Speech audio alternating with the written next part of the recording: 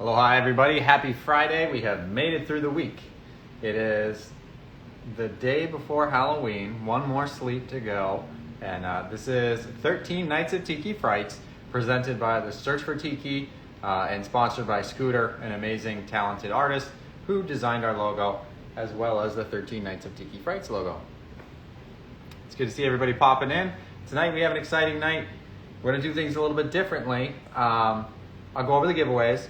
Then we're going to have Christian Diaz, who's a skipper of the Enchanted Tiki Bar and has a YouTube channel, Adventures with Alchemy, show us how to make a quick drink, which we're really excited for. And then we're going to talk to the Black Lagoon Room, which I've been dying to talk to them all week.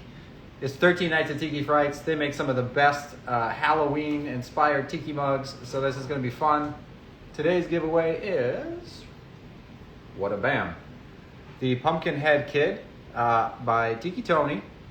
Sculpted and glazed by Aileen Murphy, I believe, which is Tiki Tony's wife, and then made by John Mulder at Ekumbukum.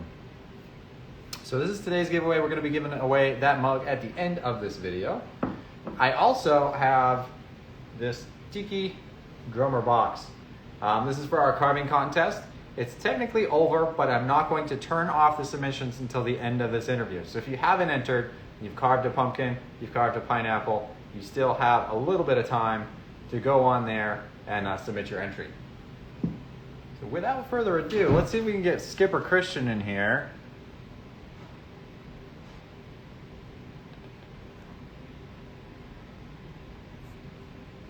Maybe.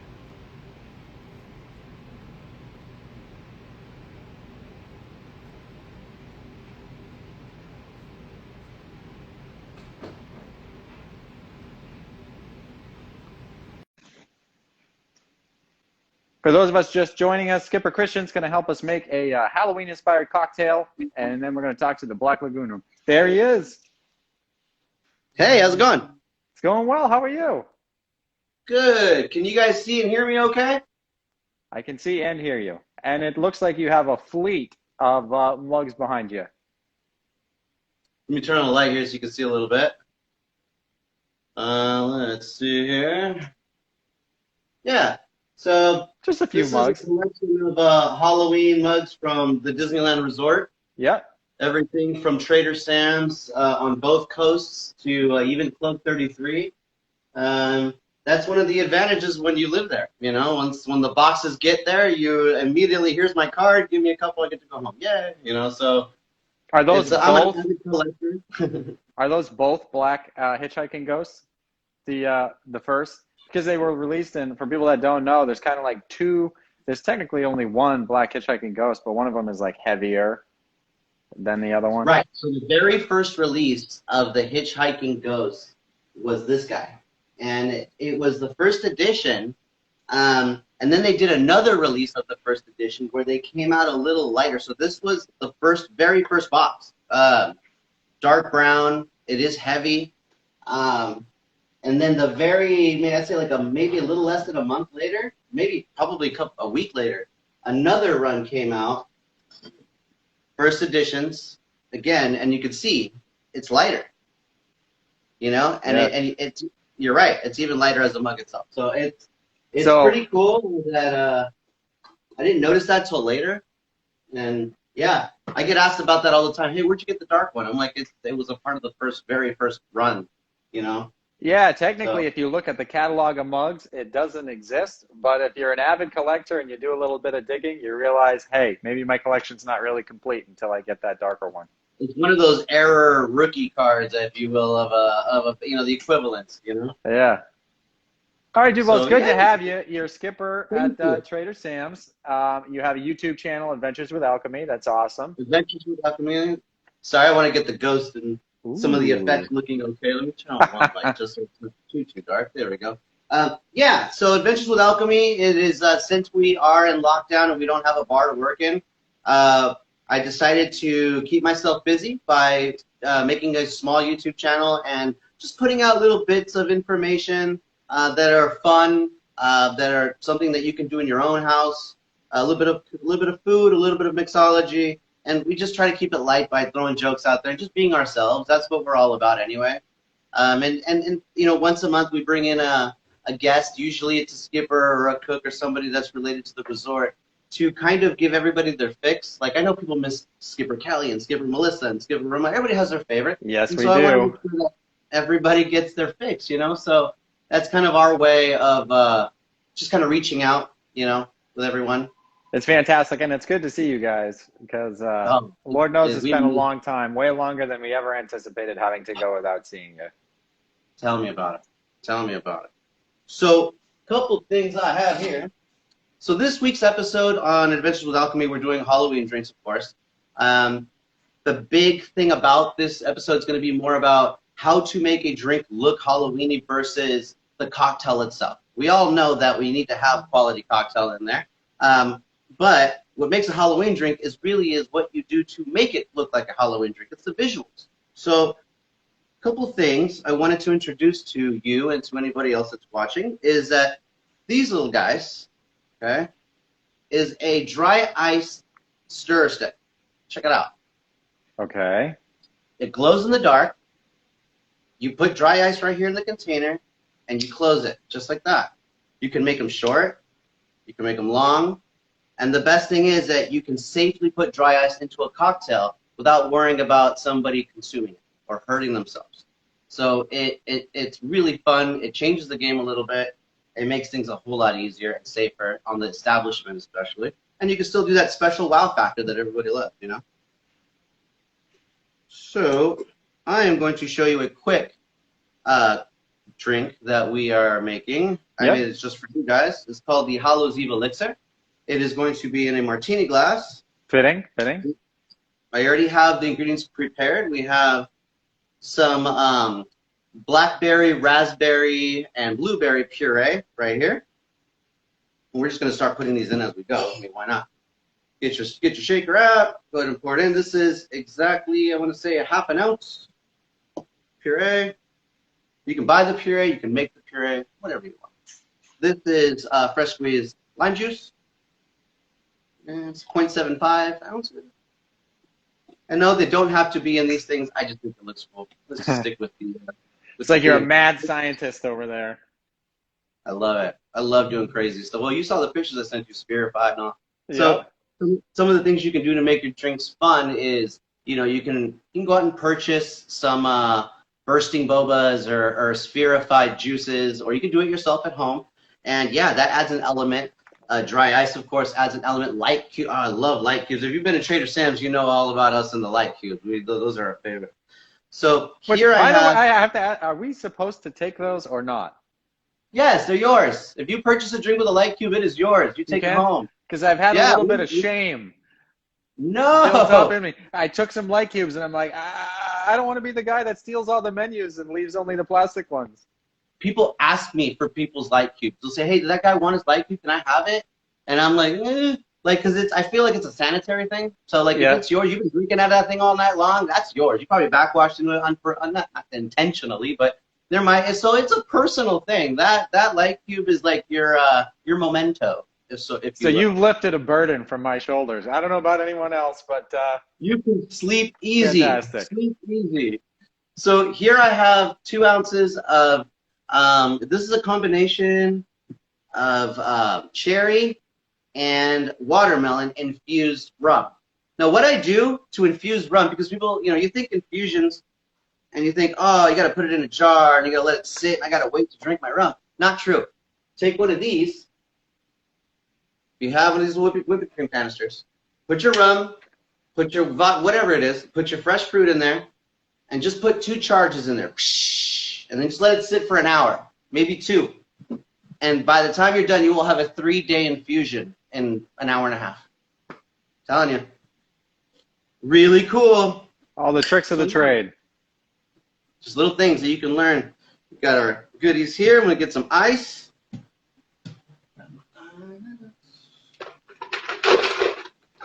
You got anything fun planned for tomorrow? For tomorrow? Yeah. We're having another interview. We're talking with Lost Idols Company. Well, then I know what I'll be watching as I'm taking the kids out to do their thing. We're not trick-or-treating. We're setting up a little scavenger hunt just with us. I'm going to take the kids out there and let them. We have a little patio area that's private. they're going to be doing this, their own little private party. We'll be out there and, you know, masks on and just the kids, and they're just going to do like an Easter thing. And then we're going to bring them back in and do like pumpkins and stuff. They're little. They don't really know. You know? So, ice, shaker.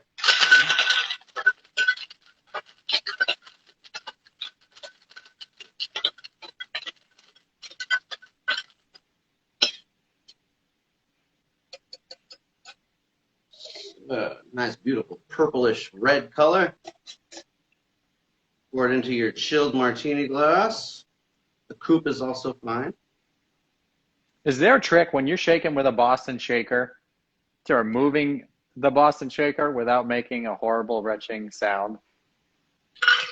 No, you want, well, you can go in a rhythm, so it sounds like like you get a little bit of a musical thing going on, but you want that sound of ice hitting. Oh yeah, no, I get when you're shaking it, but when you're actually like separating the shaker, sometimes it makes like a squeaking sound. That might depend on your shaker. Just beat up that shaker a little bit, like a catcher's mitt, you know, or like you just give it time. Yep. Sometimes when you first get them, the metal's a little tighter, they pop a little more. Over time, they start to kind of loosen up, and that stuff kind of goes away, you know.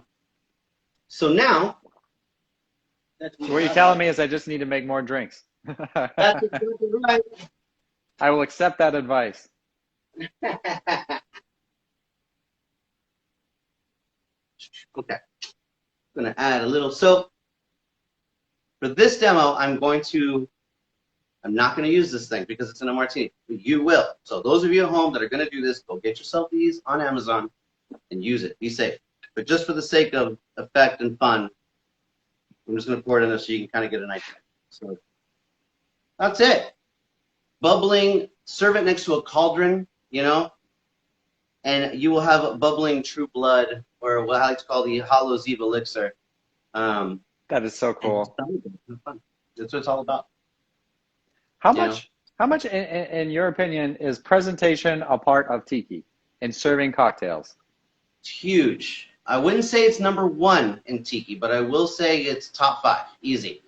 Garnish game, presentation, just like food, you tend to eat with your eyes first, right? What I love about tiki is something that stimulates all your senses. It stimulates your eyes, it stimulates your ears, you put the good music, it stimulates everything. It's a fully immersive experience and culture. So presentation of garnishes become more elaborate over time, and yeah, huge part of it. And if you can make a garnish that's functional with the drink, forget it, another level, you know? So hopefully you always do something that's edible, something that coincides. But I know bartenders that have literally made like functional like tools that they could move and do things with that are just, you know? Yep. It's fun. It's fun. Have you ever made color changing drinks as a Trader Sam's skipper? Yes. So we have a drink at Trader Sam's called the Magical Star that changes color. Now it changes color because of the light cube inside of it.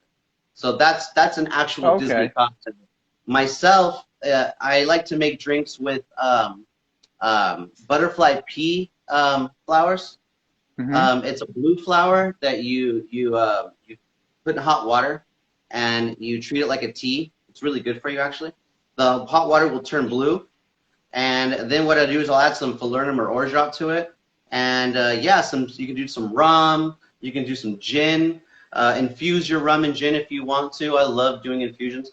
And then what you do is you add your acid last. The cool thing is that when you add acid to this particular flower, it affects the pH level in a way to where this blue will suddenly change into purple. It just changes. It's really cool. I actually have a video on it in my YouTube channel. It's really, really cool. I love that stuff, man. Me too. I love those little tricks. It just creates such a special thing. I love molecular cooking. You know, Ferran Adria, El Bulli.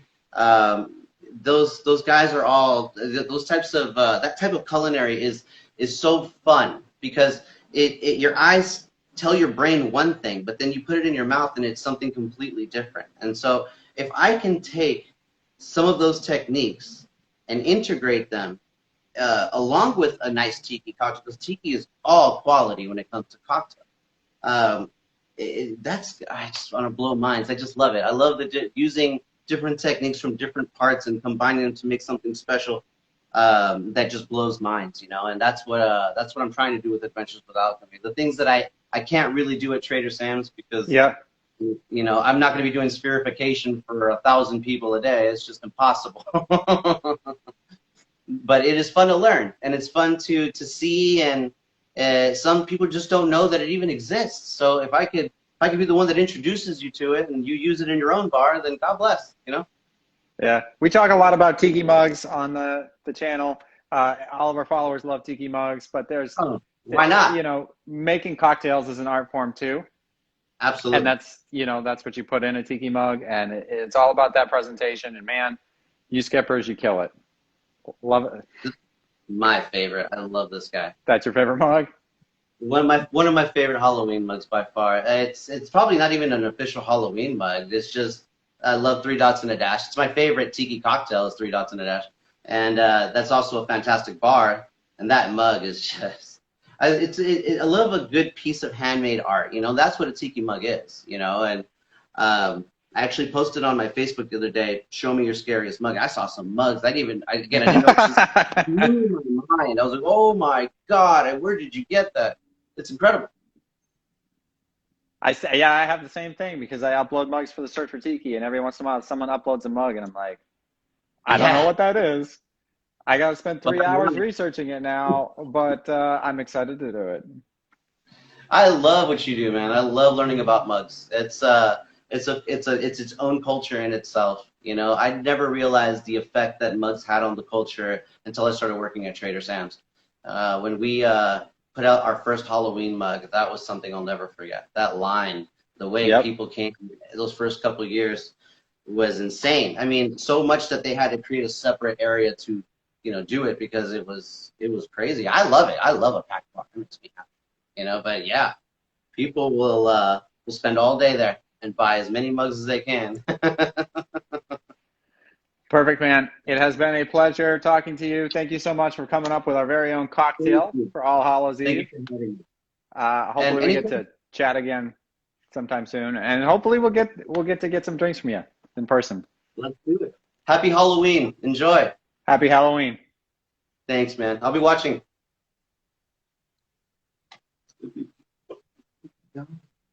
We are going to now change gears and bring in the Black Lagoon Room, who is our guest for tonight. And I'm so excited because they're one of the most fitting people we could have on the show for 13 Nights of Tiki Frights, except for maybe Horror and Clay, but we already had him on the show. If you haven't watched that video, check it out. There he is. How's it going? Not bad. How are you? I am very well. My face seems really big, but maybe we can scoot this back a little bit. I mean, my face is really big. So, yeah. There we go. Yeah, there's too much toe. Stuff behind you. Yeah, we're down in the actual Black Lagoon Room, so it's just underneath our house. Yeah.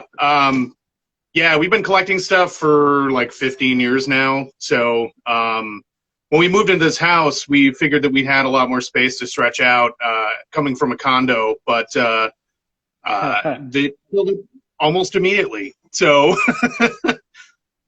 isn't it funny how that works, especially in a tiki environment? If there is a white wall, you have to fill it. Yeah, well, and you know, we looked at this house. It's a mid-century modern house. It was all knotty pine paneling, which is pretty common in Wisconsin, in the basement. But yeah, I mean, we had a lot of ideas for it when we moved in, and then you know, we had almost 300 tiki mugs when we moved in here. So yeah, once we finally got our shelving situation set up, we were just continually bringing boxes out of the back room, and they didn't stop. So yeah. The shelves filled up pretty quick, so yeah, now there's tiki mugs in like every room of the house except the bathroom and the garage. Actually, there are tiki mugs in the garage, ones that we have to sell. So you had 300 when you moved. How many do you have now? It's probably 400, maybe 5. Yeah, they add up quick. And now that we're making tiki mugs, we can trade tiki mugs with other people that make them. So we're not technically buying them, but they do still take up real estate. So, A lot of real years estate. ago you could. Yeah. I mean, years ago you could just find them places, but it's a little different now. But there's so many new cool ones that are coming out that it's a slightly different situation. You have created self-realization for me in the fact that all these mugs that I have bought over the past year, I will eventually have to pack up and move. Yeah, we are going to die here. That's terrifying. That's the most terrifying thing this Halloween. Yeah, it was quite a process last time. I mean, we have a lot of mugs. We have almost 50 pieces of Whitco now. Everything we have is large and cumbersome. We have like 3,000 LPs. I worked in the music industry for years, so those accumulated too. It's a lot of dead media and heavy things that are a big thing. Yeah. You're going to get a quote from a moving company. It's going to be like $50,000. Well, when we moved into this house, we actually, this is how compulsive it gets at a certain point. We actually had the movers, we drove the truck, but we had the movers pack the truck, and we had them leave a certain amount of space in the back of the truck because we picked up 4 Oceanic Arts tikis that were in a warehouse outside of Chicago on the way to move into our house, and 2 of those are still in the garage. So, yeah, it gets out of control pretty fast. But we didn't lose any, so none of them broke, which is great. That is incredible, actually. I think the tiki community has a problem that we don't often talk about, and I include myself in this, but I think we're borderline hoarders. Yeah, my theory has always been that if it's organized in a cool way, then it's not hoarding. If it's just piled and stuff on the floor, then that's a problem. But yeah, once it starts impeding on where you can walk and how you can go about your daily life, then that's more of an issue. Do you have you've been to a lot of tiki bars, you've designed your own tiki bar in your basement. How do you design intentionally haphazard? That is a good question. I'll bring in my wife here for a second. This is Katie. She's the other half. Yeah. There she is. What's up, Katie? Hi. So I am super haphazard and just wanted, like, when we started building this, just wanted to like randomly nail stuff to the walls. But she's an architect and is super type A about certain things. So those 2 things really work together well, because it does have to look like it's slapped together, but there needs to be some order or it's just a mess. So when I met Pete, he had like museum quality crazy stuff, and on these rickety old crap shelves. They were from Sears in the 70s. And one was brown and one was white and one was broken. And I looked at it and I'm like, you're making it like this stuff is top notch. Like if you put it on a clean shelf with nothing on the top, it's going to showcase it. So I feel like every place we lived in Chicago for 13 and 16 years. We lived in a condo together, and every piece of furniture we bought together for that space. And the same thing with here. We are slowly replacing each piece, and if we're selling things we love because it's not right and it's silly to hold Whitco in a closet when someone else can showcase it. So there is Whitco in the closet. There is, yeah. But of course there is. We're trying to look at it like shame. That if we can't enjoy it, someone else can. So but it's fun, and none of this would be the same without both of us. I think that if it was me, it would have much less stuff, and if it was him, it would look insane, but yeah, together it worked. So that's my partnership. The ebb and flow. Okay, bye for me. Bye for the. She'll be back in a few moments. Yeah. We'll see if we can summon her back with another question. Yeah, something I don't know how to answer. That's preferable. Yeah, that's. Yeah, I mean, it's funny. The collecting actually ties in with how we ended up making mugs. I've been making things for a number of years, but the mugs came about because, you know, I've worked at Foundation Tiki Bar here in Milwaukee for the last 4 years. Okay. But we've been discussing opening a public tiki bar for the last 10 amongst ourselves. And doing the mugs was a way to kind of come up with the seed money. You know, I have notebooks full of ideas that we hadn't really brought to fruition at all. So that seemed like a good way to kind of plant the seed and have an interesting story for the public bar. So a lot of the things that we've collected, there was always that idea in the back of my head that, you know, well, there isn't anywhere to put this light fixture, but we'll need 3 of them if we have a public bar. And, you know, we'll need this. 'Cause you can't really find a lot of these things anymore. And really in the last, you know, 3 years, it's just gotten out of control, like in terms of being able to actually lay your hands on some stuff. You know, we did some additions at Foundation. We added an Airbnb and did some things in the bar just a couple years ago. And Oceanic Arts like doesn't have lamps. You know, at the time they were just sold out of lamps. It's like they've had lamps for 60 years and then they were sold out. They have them now. But so yeah, you know, when a place would close or because years ago, you know, you were just going to places that had survived through the 70s and 80s, and then you assumed that they were probably not going to last much longer.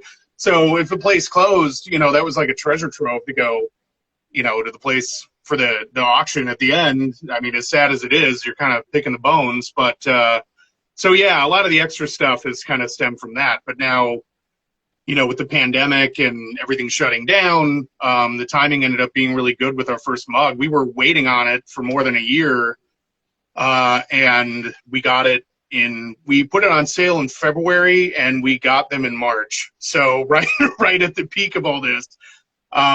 So now that's kind of our focus.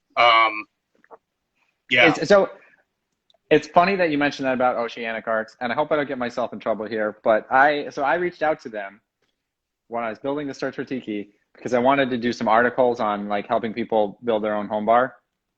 And one of the articles was how to light a home tiki bar. And I don't have a lot of those lights because they're hard to get. So I messaged them saying, hey, can I use your photos? I'll give you credit for your photos. And they were like, yes, please use your photos, but please don't give us credit because we don't want hundreds of people contacting us for product that we don't have. Well, you know, each one of those lamps was handmade for years, and we haven't been out there. You know, we're kind of on an island here in the Midwest, but we haven't been out there in like 8 years. And 8 years ago, I mean, they had so much amazing stuff. But yeah, there's been so many bars that have opened just in the last, you know, 4 to 6 years that, yeah, kind of depleted their supply. So, I mean, they're still a totally hands-on operation. So, you know, every lamp you buy from them, they found the materials and hand assembled it, which is pretty amazing. Yeah. And, you know, the old ones, the quality on them is just incredible. We have one as a side table next to the couch because it came out of an old tiki bar in Chicago and we needed it. So now it's there and we put drinks on it, but it's lit up. So yeah, we needed it. Your notes, okay? So you got this hypothetical tiki bar that we can only hope and pray someday opens. Is it an extension of the Black Lagoon Room? Or is it an entirely different project? It would be totally different. You know, it's funny when kind of how we ended up into this world in terms of making more things. I just wanted glassware for the bar. And I designed a logo. Our buddy here in town, Dave Hansen, Lake Tiki Woodcrafts, he did all the carving at Foundation. He did it at the Inferno Room in Indianapolis.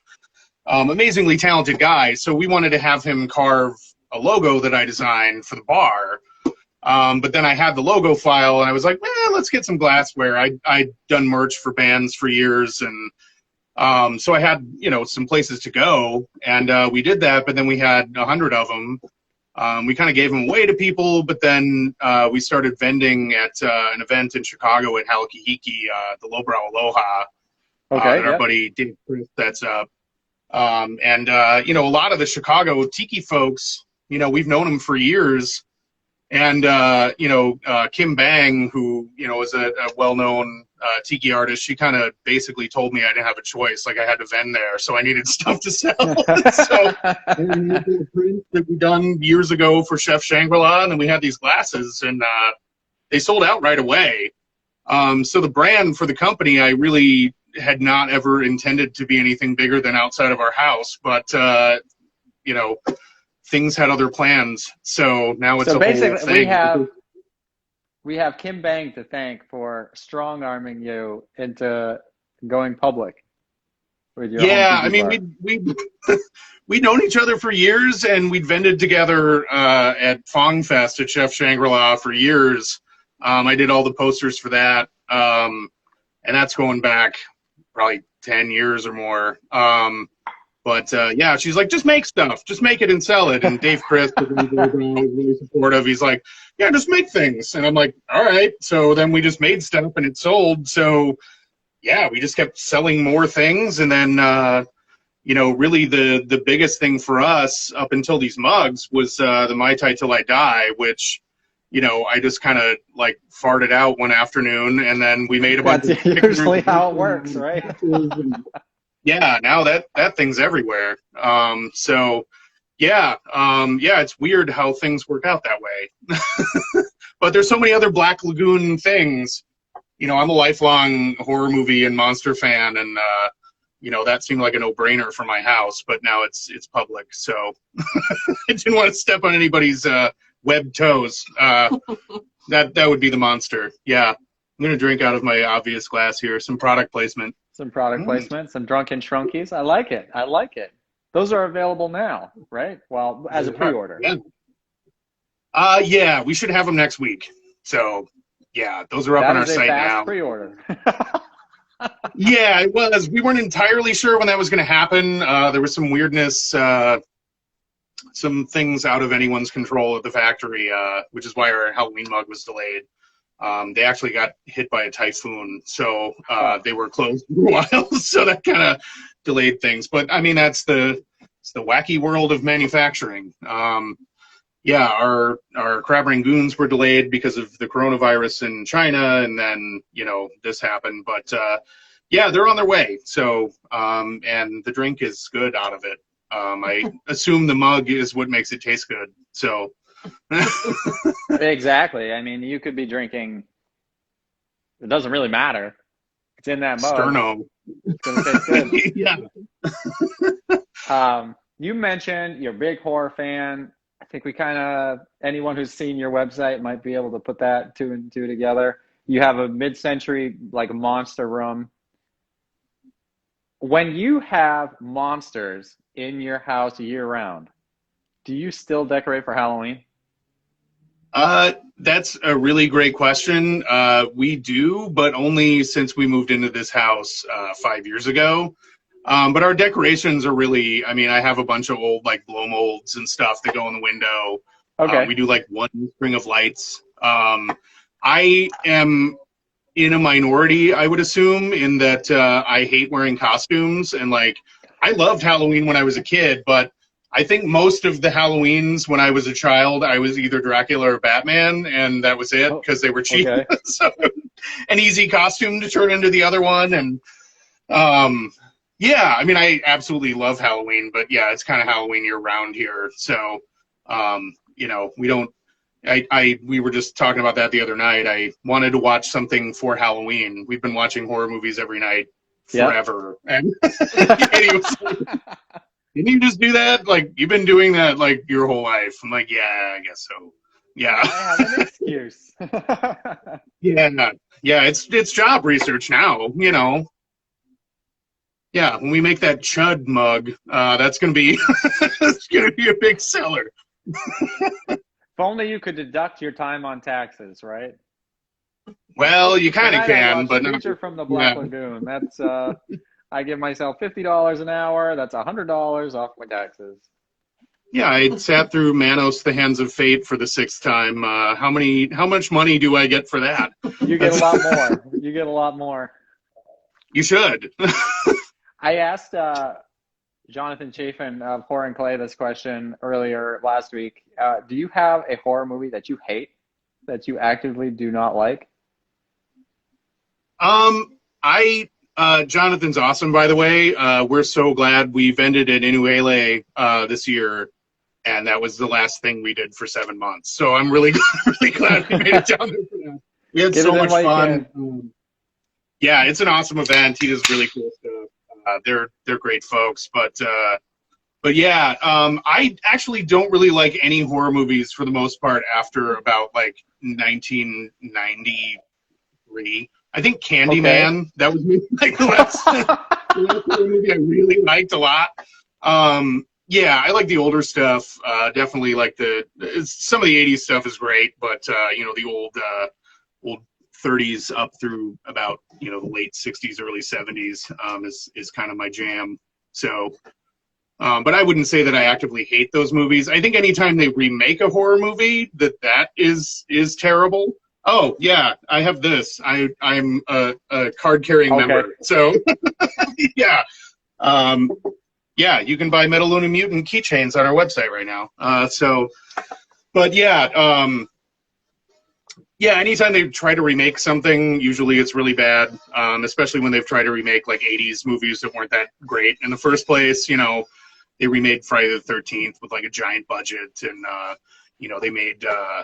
God, My Bloody Valentine, they made into like some big budget thing that was so awful. 3D. Yeah. In 3D, and the 3D was pretty cool. I remember going to see that. But yeah, overall, it was a very disappointing experience. So, yeah. So Halloween, that's great. But would you be excited or hate a Creature from the Black Lagoon remake? Well, I think they did that with The Shape of Water, which was much more spectacular. Very fair. But I think that was their attempt at that. Yeah, I think if they did it right, like Peter Jackson's King Kong was great. King Kong is one of my all-time favorite movies, and he did a great job. Taking subject matter that that everybody knows what happens. The original is obviously way better, but yeah, he had his own spin on it. So yeah, it could be okay. Someone just wrote in the comments, House on Haunted Hill, the remake, barf. Yeah. Okay, so the original, I don't know if there was one before it. The House on Haunted Hill, like Vincent Price movie, still scares me. That lady in the closet that just like comes out on wheels, that is horrific. That's one of the most horrific things I've ever seen. Yeah, no, House on Haunted Hill and The Last Man on Earth and the Abominable Dr. Vibes movies. Those are my favorite Vincent Price movies. The Raven is great. All the movies he did with Peter Lorre. But yeah, the original House on Haunted Hill is fantastic. And yeah, that remake was total garbage. Or the shot-for-shot Vince Vaughn remake of Psycho, where they just added masturbating sounds in one scene and everything else was supposedly shot for shot. That was horrible. Yeah, it's a fine line. Man, yeah, I don't know. Sometimes you gotta wonder. What is so obviously you like the vintage stuff. You showed us your Drunken Shrunkies. You got another mug available on your website. We do. I conveniently have it right here. Ooh, product placement. Here he is. He has a movable handle. It's a little trick-or-treat pumpkin. And I know a lot of people have done pumpkins, but I wanted one that looked like the old, trick-or-treat barrels. So, yeah, we got that guy up right now. It makes me so nostalgic for the McDonald's Boo Buckets. Yeah, totally. Those things were dope. You couldn't ever really get the chicken McNugget smell out of them fully, but maybe now. It's a little residual French fry stink in there. Yeah. When you're a kid, though, you just don't care. No, when you're a kid, you want everything to smell like chicken McNuggets. That's kind of par for the course. Yeah. I had bigger problems when I was trick-or-treating as a kid because my dad would take us to... He had good intentions, but he'd take us to nursing homes to go trick-or-treating. Oh. That's a thing? Yeah. That's a thing. And we'd come home with our candy bucket and we'd dump it out, and half of them would have like Santa Claus on them. and it's like, if your candy has Santa Claus on it, it's kind of old if you're getting it at Halloween. It's a lot of Werther's Originals for one like candy bucket. Yeah. An old Whitman sampler with some pocket lint stuck to it. I mean, that's adorable, and I totally commend him for doing that. But yeah, that had to be. Nobody's giving out full-size Snickers at the retirement home. No. Or chicken McNuggets. That would be great. That would be preferable. Yeah, not old ones, but current. Current, fresh, within the last 48 hours at least. Yeah, recently pressed into that shape. Yeah. However they're made. All beef. Not to change the subject from that conversation, Oh, no. but so I read in an article that you and your wife did, what was it, 13 tiki bars in San Francisco in 2 days? Yeah. There was a moment in time, we met and we first started going to a lot of tiki bars in about 2005. And I worked in a bookstore at the time, and there was a book that came out that year, Tiki Road Trip, which was indispensable at the time. And I lived in Chicago. I never had a car the whole time I lived there. Katie did have a car. So then we decided, we'd gone to the Trader Vic's at the Palmer House, which was incredible. And that was, I think that was the third or fourth outpost that they opened. It opened in 45. And it was amazing. But, outside of the city, we hadn't really been anywhere. So once we were, independently wealthy enough that we could take some trips, we tried to hit as many old places as we could. And I'm glad we did, because, there's so many places. We've been to San Francisco twice now. And that landscape has changed. LA is nuts. I mean, we haven't been out there in 8 years. And Yep. Yeah, Bahuka's gone. Trader Vic's is gone. Both of them. It's just a totally different scene. But then so many other places have opened. So I think we're overdue. But we did in about 3 days. We got married in Vegas, flew to San Francisco, went to 13 tiki bars and other bars. Good, cool, themed bars. Like LA has an amazing culture for that. Good Luck Bar was amazing. That was maybe one of our favorites. That's closed now. Then we went back to Vegas to see Chuck Berry at Viva Las Vegas. And that was an amazing time. And somehow that was 10 years ago. So, a lot of those LA places. Yeah.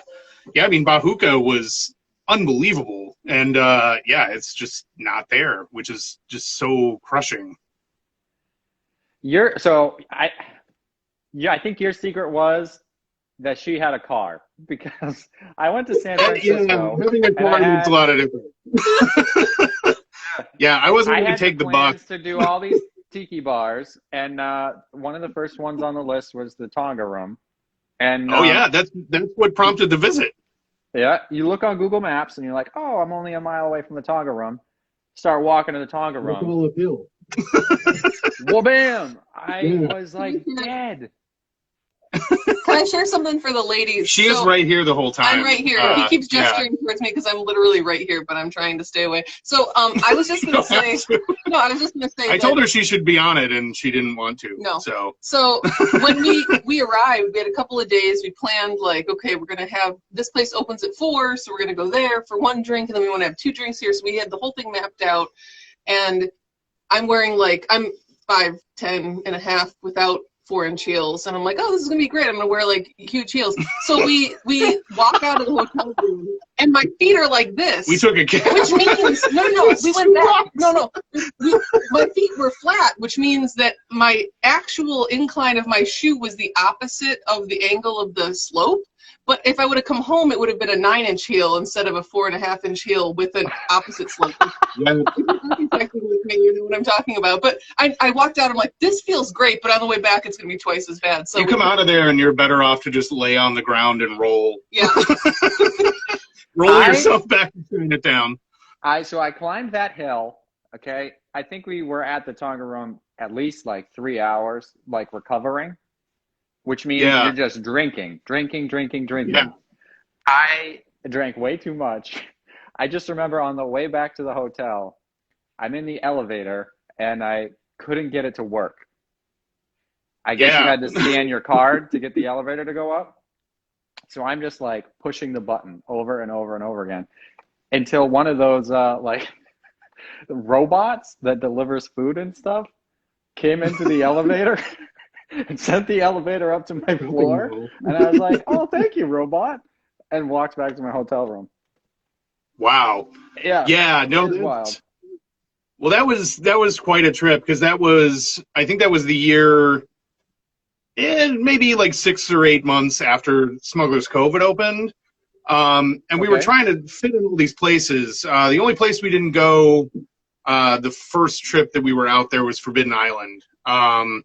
But we had like a standalone GPS thing that we had never used. And we were in a cab. Like, we had no idea. I mean, in Chicago, you can kind of only go so far in a cab and then you're out of the city. But San Francisco, we're like, it's only 6 miles. We'll just go to Oakland in a cab, which was like $70 10 years ago. And so we're like watching you had a bird option on the GPS. And I remember this bird flapping. I'm like, this is a big damn bridge. I grew up on the Mississippi and this is a much bigger bridge. But yeah, we got over to Oakland. We went to That's a good story. the Conga Lounge. Mhm. I think that was second. Kona Club we went to first, and we met a couple there. Random. Totally random. They were like neighborhood people, and they were super nice. And they're like, hey, like, we have to go run some errands and have dinner and stuff. We can come back and meet you at the Conga Lounge, and then we'll take you to Trader Vic's because that's further away.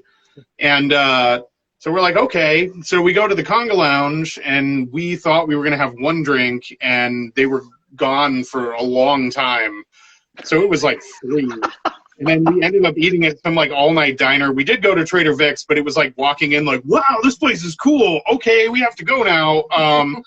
But then from there, they were like, okay, just get on the BART, and you can take that to Smuggler's Cove, which we were pretty drunk, and we get on the BART, we go get off in the heart, and these people were amazing, and they were total sweethearts, and they should not have driven us around as much as they did at that point.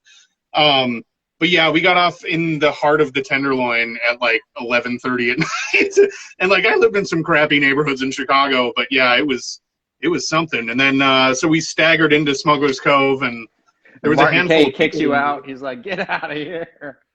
No, I mean, they were super cool, and we went in. We go down to the basement bar. I guess we must have been together enough that they didn't just turn the fire hose on us. And yeah, we go down, and I go up to the bar to order drinks, and there's 2 guys there, and they were pretty deep in their cups already. And they're like, "What are you guys doing here?" I'm like, "Oh, we're on our honeymoon." And he's like, "Oh, let me get you a drink." And I'm like, "Well, we were gonna get one of the bowls. They're like, $100 or something, And he's like, "I'll get it." I'm like, "No, you shouldn't do that." And he's like, "I helped invent the iPod. It's fine." And I'm like, all right. So we just hung out with those guys for like 3 hours. It was awesome. They were super nice. Yeah, we had a great time. But it was funny because until we went back to San Francisco, people would be like, how was Smuggler's Cove? I'm like, I don't know. Everyone was very nice. That's That's all you can remember? Yeah, they took care of us. Yeah, it was nice. You should go to Smuggler's Cove first. Yeah, well, yeah, we kind of did everything backwards. And the next time we went, we did make sure to block out a day for that, and it was fantastic. But yeah, they have so many great bars there. Do you have a favorite tiki bar? You've been to a lot. I mean, the Mai Kai is incredible. I mean, that's a whole experience. But yeah, I mean, I'm very partial to Foundation. I think a lot of people understandably associate the West Coast with tiki and really good tiki bars, but Foundation's kind of been quietly doing their thing for 25 years. And it's amazing. I mean, the drinks are fantastic. The ambiance is amazing. It's like the perfect meld of like a neighborhood bar and a tiki bar. And they've been doing it so long. I mean, they just really, I was totally honored to be able to, work there. I mean, I had no experience as a bartender in public. I mean, I had in my house for better or worse, but, yeah, no, they're amazing. And Hallows in Chicago, they have a very big soft spot for me. I mean, they've been going since 1964, and they keep improving, and, we just have so much history there. We went every Sunday for years, and we had our table, and we go, and, the drinks were kind of hit or miss, but it was just such a wonderful place to be. We didn't really care. Years ago, if you found a tiki bar, you just assumed that you were going to get a bright red, like, Chinese restaurant drink, and, like, maybe in a ceramic pineapple, maybe thrown at you, like, you didn't know. So yeah, they're amazing. When you're planning a vacation, are you like, I'd really love to go to Ireland, but there aren't any tiki bars, so I can't go to Ireland. I better go someplace else. Yeah. I mean, I don't know. It's weird. Like, we've never really even discussed it. It's always just like, our first vacation as a couple. We met in 2005, and in 2008 or 7, we went to Tiki Oasis. Which I just read about online. We'd been to a couple local events in Chicago that were fun. 7 was exotic. 8 was. Yeah. So 2008.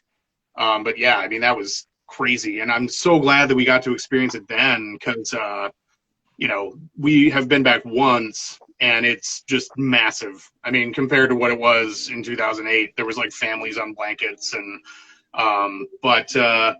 With Viva. Yeah, Viva Las Vegas was like that. Yeah, we've been to Hukilau a few times. I don't know. It just kind of, when we take a trip, it's sort of like, I haven't been there. It's affordable right now. Let's do that. But yeah, the tiki kind of, we've hit most of the big dots that we wanted to hit over the years. We still haven't been out to the Pacific Northwest. There's a bunch of places we really, really want to go there, and we were supposed to vend at TikiCon this year, but obviously.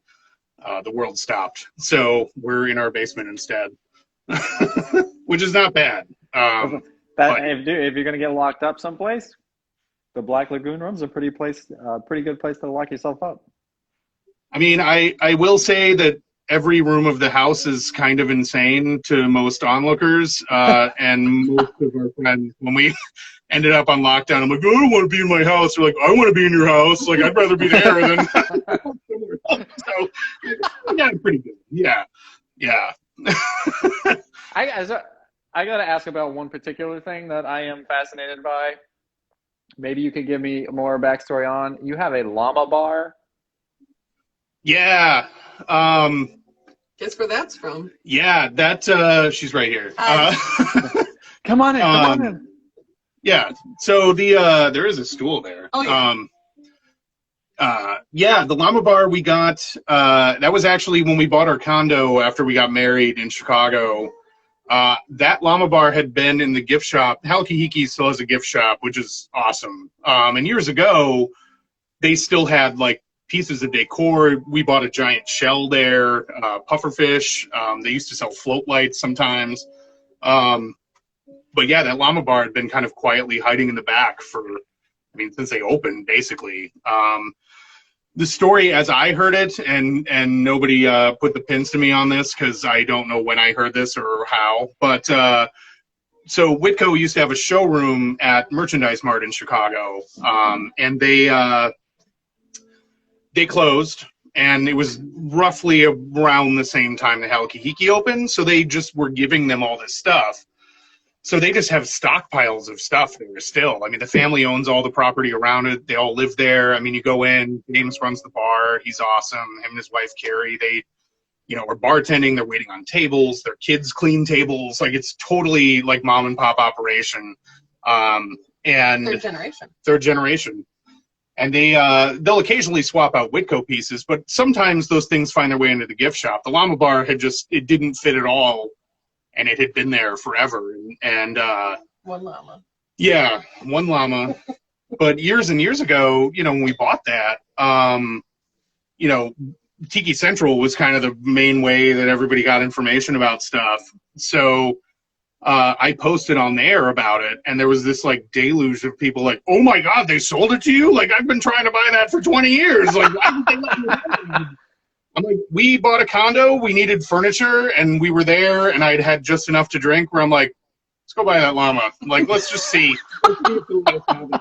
And it happened to be as they were transitioning into the current, well, I guess Jackie was there, but more or less the current ownership. So they were trying to liquidate stuff. And I don't remember what we paid, but it was far less than I expected. And and we thought we got this total steal. We're like loading it in the car, and in the rearview mirror as we're pulling away, we see the two people that sold it to us high-fiving each other. I'm like, all right, you know, they're happy, we're happy. That was literally the first piece of furniture we bought, and Katie was concerned because we came home with it, and she's like, do we have to like build the whole house around it? And we did. That's not necessarily on purpose, but we did. And yeah, the only other one. So how do you build a house with the aesthetic of Whitco Llama Bar? You know, we just kept finding stuff. Oh, look. You're just gonna have to come in. You have to see it, and then you're gonna leave shaking your head like, yeah, I get it. Like, well, you just have to see it. Just 10 years ago, you could still find things. I mean, our first piece we found in the wild was this little weird junk shop a little bit further north of us in Wisconsin, and it was on the Outrigger boat, but it was taken off the frame and it was just leaning underneath all these beer signs. So you really had to know what you were looking for. But it was there. I think we paid $25 for it. And yeah, the things just kept finding us. I mean, we weren't really even actively looking for it necessarily. But then, yeah, we ended up getting some, you know, rattan furniture and some other things. And yeah, it just kind of filled in naturally as much as you can. Elvis just went and bought it all in one shot. It was the window display at the local furniture store. And not to diss Elvis, but yeah, we looked around. That's yeah. It sounds almost like you didn't choose the llama chose you.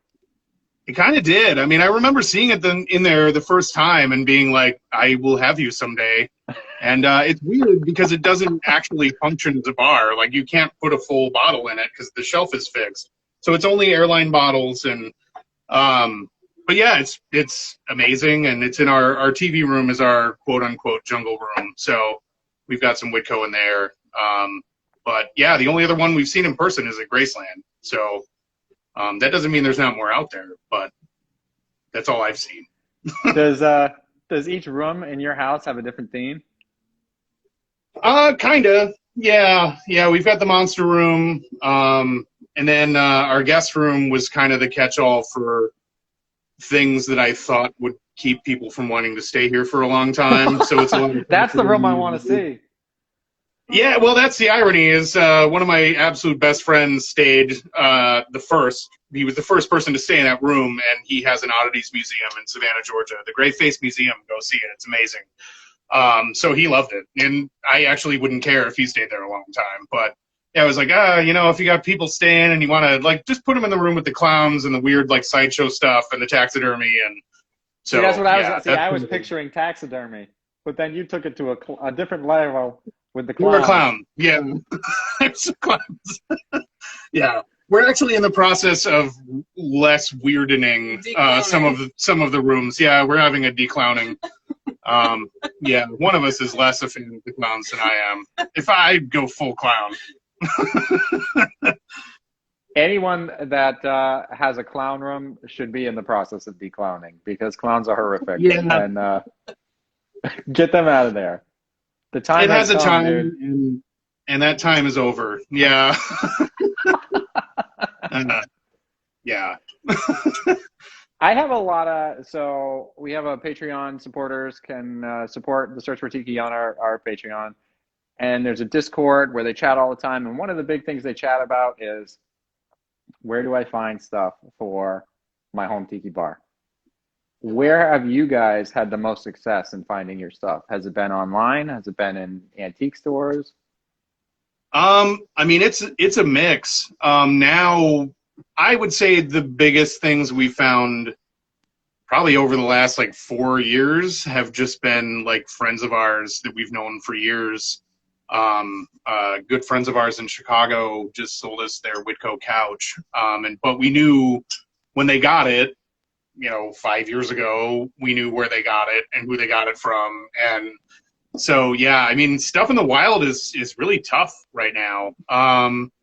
Yeah, I mean, we do find stuff on eBay, but honestly, I mean, I'm 38. I've been on eBay since 1997, which I've been buying and selling stuff for a long time. But I haven't bought anything on eBay in years. I mean, like, it's just everybody kind of knows what things are worth, and there's just so much more information out there that it's hard to compete with that. I mean, we know a lot of people that find things at estate sales, but with tiki stuff, it's really regional too, because like if Whitco had a showroom in the area like they did in Chicago, you find more Whitco there. There's less people that are interested in it.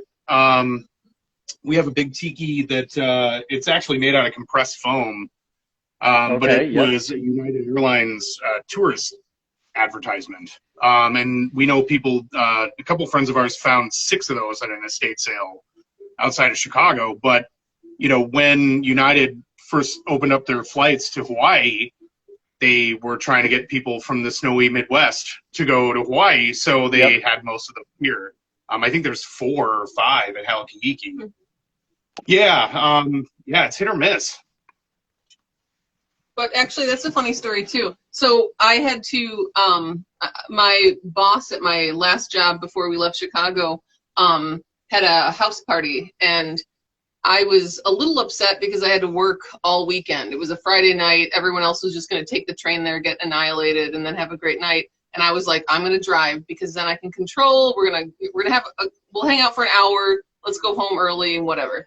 So I'm driving. Pete's in the passenger seat, and he just screams, "Tiki!" And I was like, "What?" And it's like 1 o'clock in the morning. We're driving home in the dead, like we're in Rogers Park, driving south from my boss's place to where we were in Uptown, and I was like, should I go back? And he's like, no, because he had like remembered the intersection. And Pete's like, he woke up and he Google Earthed or Google Mapped it, and in the Google Map view was this 6-foot tiki, like on 3 feet of grass next to a sidewalk. Like an apartment complex. We could have stolen it so easily, but we're not horrible people. So we wrote a note. We went back the next day, and I said, Pete thought about it, but anyway, I'm not a bad person. So I didn't want to make him sad. I wrote a note, and I went up to the door to put the note on the house, and this guy with like approximately 1 tooth came up to the door because it was his house. Nice. That isn't nice. I'm not a good person. See, I just proved it. No, so this guy comes up and he's like, my mom worked for the airlines. I'm never going to sell that. I'm like, okay, but take the number, take my phone number if you ever want, let me know if you change your mind.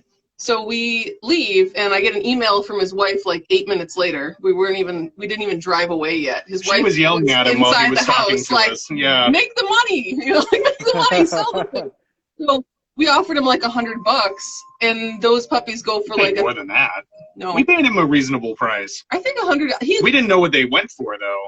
Anyway, he did the same high five, like he thought he was taking advantage of us, and I'm like, this is so amazing. Just like the llama bar, we're spreading goodwill by taking these things off people's hands. So sorry about the 1 tooth comment. I regret that already. Bye. He had several teeth. He had like 6. He didn't have a church, but he did. Yeah. He had at least 3. This is kind of morbid, but it's 13 Nights of Tiki Frights, so we'll do it anyways. Are you guys ever scared that you're gonna have like some terrible accident and pass away, and people aren't gonna know the value of your stuff?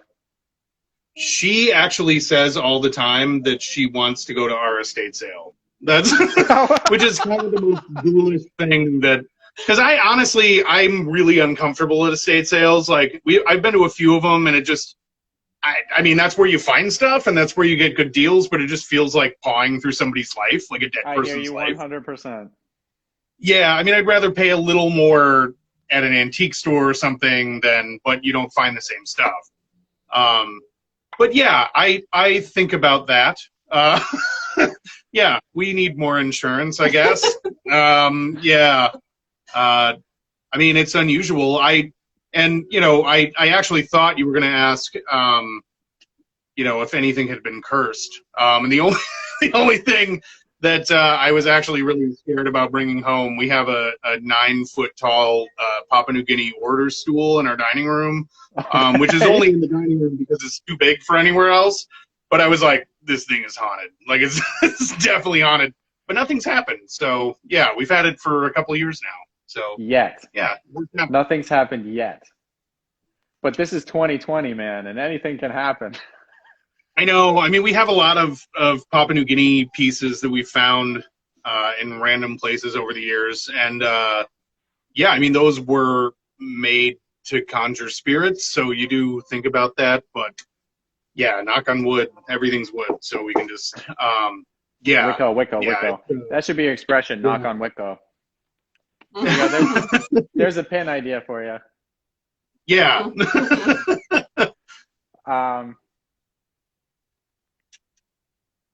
Where was I going with that train of thought?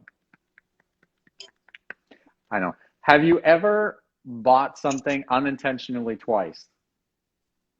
I've definitely done that with records. Yeah, and I've taken to where I catch myself because there's so many records here, and I'll be like, oh, yeah, I haven't heard that in a long time. Why haven't I never picked that up? And I'll go and check, and I have it, So we don't have to be careful. We've done that with mugs a couple times. Only when we both buy it for each other. No, we found some of the vintage ones. I think we've brought home and been like, oh, we have this. Yeah. Yeah, it's easy to do. Have you ever hidden a purchase from the other person? I'm hiding one from her right now. Her birthday's in 2 weeks. So, yeah. No, I meant more along the lines of like, I paid a lot of money for this mug, so I'm just gonna put it on the shelf and hopefully she doesn't notice that it appeared. We're pretty open about that. Yeah. My problem is if I met him, he'd have a whole bunch of like $17 to $25 items. I have upped the ante in a negative way, where I'm like, we need to get that order stool, and he's like, it doesn't make any sense. And I was like, we have 2 Whitco World globes. Like, we need to sell one of them to fund the other one. And the only way I can get him to get the big ticket items is to swap other cool shit we own. So that is... Well, and I'm not a sensible person at all, and I almost bought a hearse 2 weeks ago. So that's... Yeah. Look, yeah. Dude, totally get a hearse. Yeah. It's purple. Yeah. That would be great for all of your conventions. That's exactly what I thought. This one was not the right one, but someday I think we know how to get one now. So the seed has been planted. Yeah, yeah. But yeah, there's not a lot of secrets. It's a small house, so. So the thing is, like, normally, I hate to say it, but the wife is like, puts the kibosh on things. It's dangerous when both have no limits. When we can put each other into craziness, like it is alarming. Like, we went to go drive a hearse twice. We were like, let's just drive there and see. Like, we don't know. Maybe it could just replace your totally functional normal Nissan Murano for a daily 1970s. I'd be fine with that. Yeah. So, you read all the time about our, friends of ours where there's like one sensible person and together they have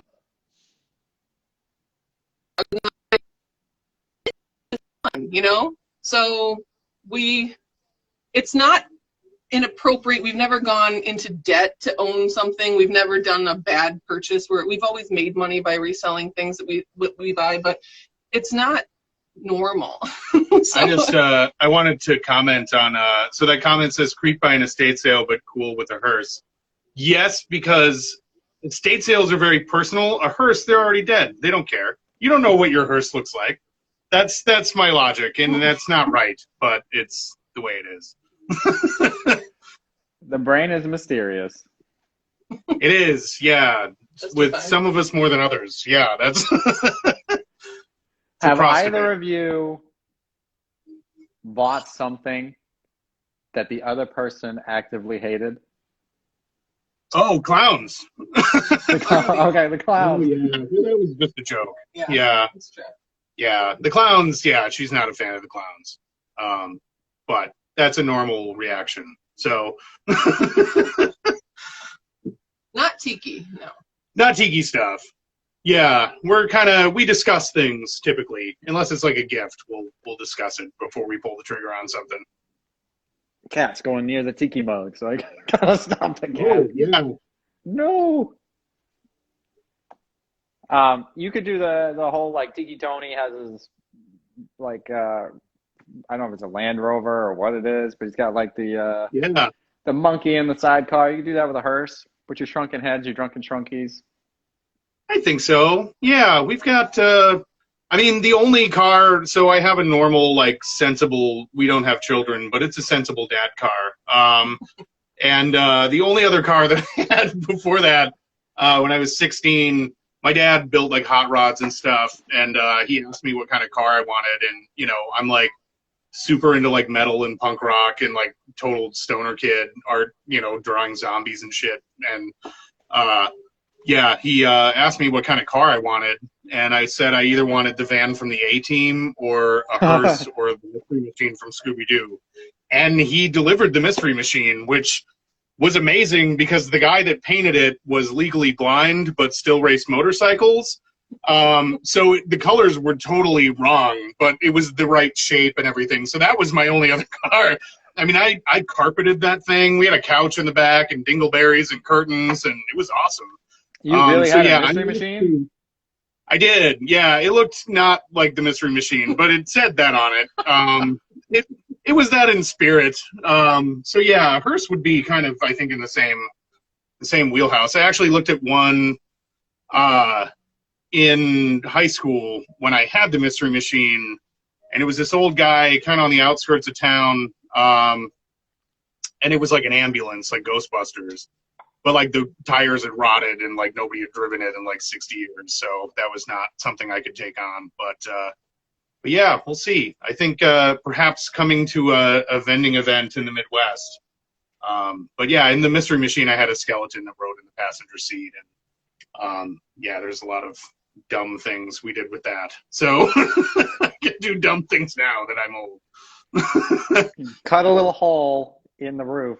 You can put your llama, Witco Tiki Bar in the back. It's true. Just set up anywhere we go. Just be ready to go with a llama. There's plenty of length in those. That was what freaked me out about it. I'm like, this is impossibly long. It's like driving a limo. So yeah, but yeah, we could do that. We could have pop-ups. I have faith in you. Yeah. It sounds like the idea has been festering in your head for a long time, so. It has. I kind of forgot about it all the years that I didn't have a car, but yeah, it came raging back recently. It's appropriate for the time of year. I don't know how it happens, but we keep getting sidetracked. Yeah, I'm really bad at that. I apologize. They're fantastic tangents. But it's not at all what I had written down. Your first tiki mug, the Thirsty Creature? Yes. Thirsty Creature? We prepped. I have them all right here. Oh no, this was the first one. This was the Creature from the Crab Lagoon. Yeah. So we've done 4 different colors of that one, and then the Thirsty Creature was yeah, that was with Tiki Diablo. And we sold out of these in 2 minutes because he did an absolutely incredible job on those. And yeah, we had waiting lists for 2 new colorways that we're still waiting on, but yeah, they filled up almost immediately. So, but we did put a down payment on the next design with Danny, so there will be more to come. Different colorway or totally different? There's 2 other colorways, but we had waiting lists for those, and those already filled up. So this will be a new design that we'll do publicly. Probably the first part of next year. I'm pumped. I'm excited. Yeah, we're stoked. And we've been working with Monk Tiki Imports on our other mugs. We're looking at a couple other places to do some other designs. So yeah, I mean, there's so many ideas and so many designs. It just takes a long time, to make a mug. It's been eye-opening. I mean, like I mentioned before, I worked in the music industry for years, and there was a moment there for a number of years where it would take 6 months to press a record on vinyl. And that's kind of what we're dealing with now with mugs. I mean, there's so Only many people longer. that have. Yeah. I mean, it's 6 to 8 months. If nothing goes wrong, which it seems like, there's so many opportunities for things to go sideways. So, but yeah, we've been really fortunate. Montiki is amazing, and Danny's amazing, and yeah, we're really psyched. We just made our release plan for next year, so there's more coming. The Thirsty Creature is one of my favorite mugs, just because it's like, I don't know how you came up with the idea, but every once in a while you see a mug and you're like, of course that existed. How did that not exist like 30 years ago? And that is the Thirsty Creature. That's kind of where, and I'm not trying to toot my own horn. I'm actually too. Like, I come up with an idea and I'll look for it online. I'm like, how has nobody done this? All right, we're gonna do it. And like the takeout box, I was like, Crate and Barrel had like little ceramic Chinese takeout boxes, but there's not been any like tiki mug that incorporated that. And the Thirsty Creature, so this guy is actually based on our logo that I designed. And that I based on, there's a Roger Corman movie from the 60s, Creature from the Haunted Sea. And the poster is this awesome graphic of like this hand holding a screaming lady coming out of the water. Okay. So I kind of mixed that with the Creature from Black Lagoon. The poster is the best part of that movie, by the way. So it's not a recommendation. Yeah. But yeah, so when we came to make the mug, in the logo it's a glass, but we couldn't do a glass and still make it a mug. So I just designed this little Whitco kind of inspired tiki mug guy here. It's very dark in here. But yeah, so we just did that, and yeah, there he is. This looks like an episode of one of those ghost things now. Yeah, that's dude. Look what I found. Ghost bros. But yeah, I mean, Danny's incredible, and he was one of the first people we reached out to. Actually, the first new tiki mug that I ever owned that wasn't from like an old tiki bar or something was one of his early ones that Katie got me for my birthday, the Hawaiiano.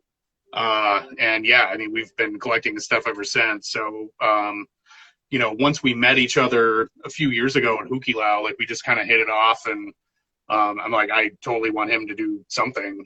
Cause I'm a cartoonist. So like I draw a very simple kind of single line, there's not a lot of detail. Danny has a lot of detail. So I knew that he was going to do something really cool with that. And he did. When he sent us the sculpt, we were actually in the car and we like almost had to pull over. We were just like, oh my God, it's amazing. Yeah. But, and it is. But yeah, I barely even feel like I got to know him because we had him for such a short period of time. It was like, we put him up and I literally listed the listing on the website, went to the kitchen to pour a cup of coffee, came back, and I was hitting refresh. I'm like, oh my God, people stopped buying them. And I'm like, they're gone. Like, we're all gone. And like, which I was not anticipating. So, I mean, I was in that it was such a cool design, but I wasn't in that, we were so new to it at that point, and we still are, honestly. But yeah, the next design, that'll be, it's kind of works with this one. So, yeah, that's going to be awesome. We can't wait. Yeah, I love Danny because he's like, if you message him and you're like, hey man, are you like taking commission work now? And he'll tell you, no, like I'm swamped, I'm too busy. But there's still that like hesitation of, what's your idea? Because if I really love your idea, then I will. But otherwise, no. Like I'm not interested in any more mugs. Yeah, I mean, they're so busy and they have so much going on. And I think you do kind of have to be selective at a certain point. I mean, there's so much more interest in tiki now than there was, even just a few years ago, when we got into this, and a lot of our friends have been into it way, way longer than we have, going back 20, 25 years into the 90s when, it was kind of the Wild West in terms of like no one cared about this stuff. And, when we got into it, it was, I mean, you were driving down like a dark road, like looking for a Chinese restaurant that might have some cool stuff inside. And then you go in and you're like, oh, wow. It was just different. There was, if anyone had told me at the time how many people would be interested in it now and the way that they are, I wouldn't have believed it. I mean, it's fantastic. It's great. And I love that it's kind of morphing in different ways that I wouldn't have anticipated. And that just makes it so much more interesting. But, the side effect of that is that there's so many people that want to make things and that have ideas. And, some of them are awesome and some of them are probably less awesome, but you need to have an internal editor and decide like, maybe that isn't the best thing to invest, thousands of dollars and like months of your life into. I'm not sure about this idea. It's like 10 grand to put into production. We'll do it anyways.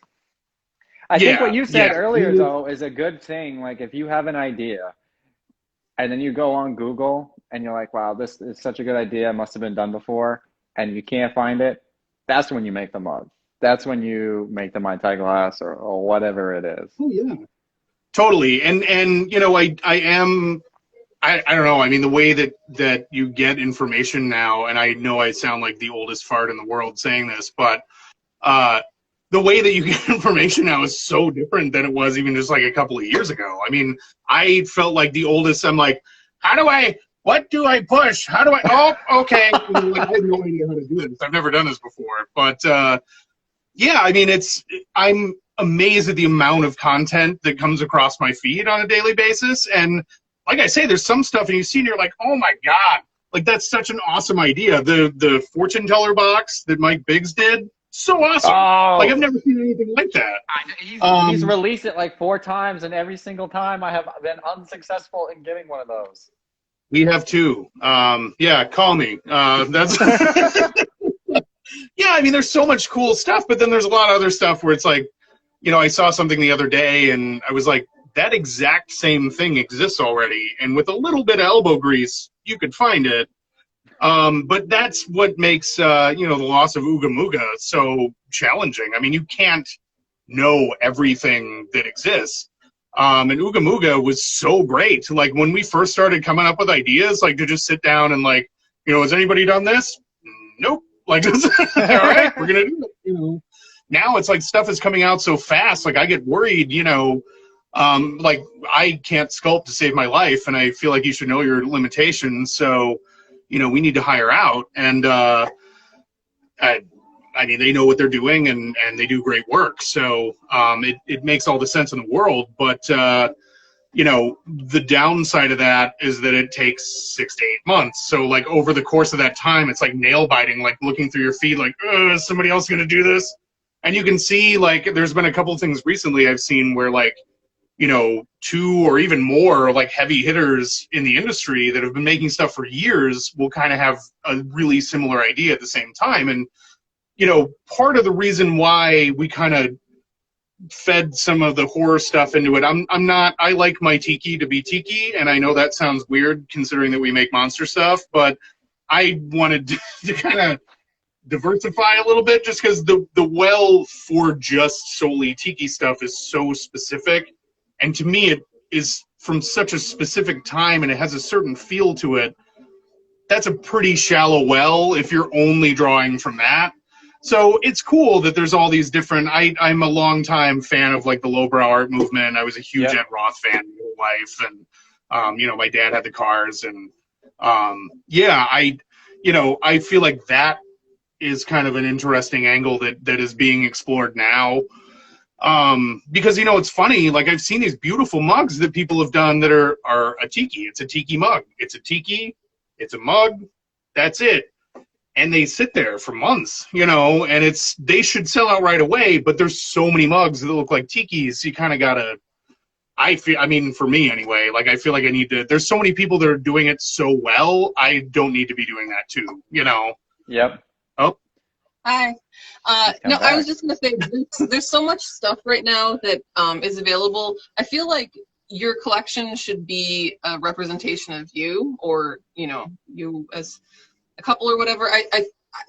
to have everything right now is so unfun. Like, it's impossible. It is impossible. Even to see every release is impossible. When I missed like the Jungle Bird mug, I was like, damn it. And then I just like went about my life. Like some people are really upset like when they miss something. And sometimes you're like, you know, every Black Friday, Monk Tiki, we would spend the whole day refresh. I'd be plugged into the wall, and we got none of them 4 years in a row, and then we got like 4 of them 1 year. And it's like, you know, it's just impossible to keep it fair. It's impossible. And if you have a higher internet speed, you get the thing, and it's lame. I don't know.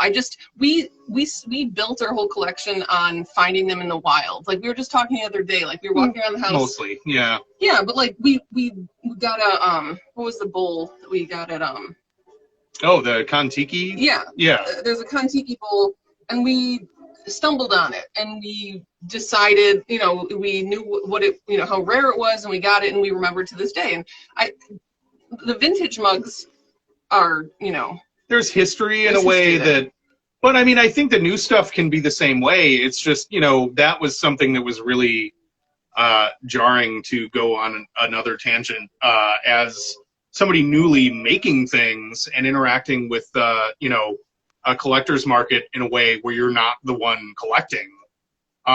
You know, we really wanted to keep things fair and make sure that everybody had a chance to get it if they wanted it. But, you know, for us on our end, and I mean, I had this conversation with a lot of people, especially around Danny's mug.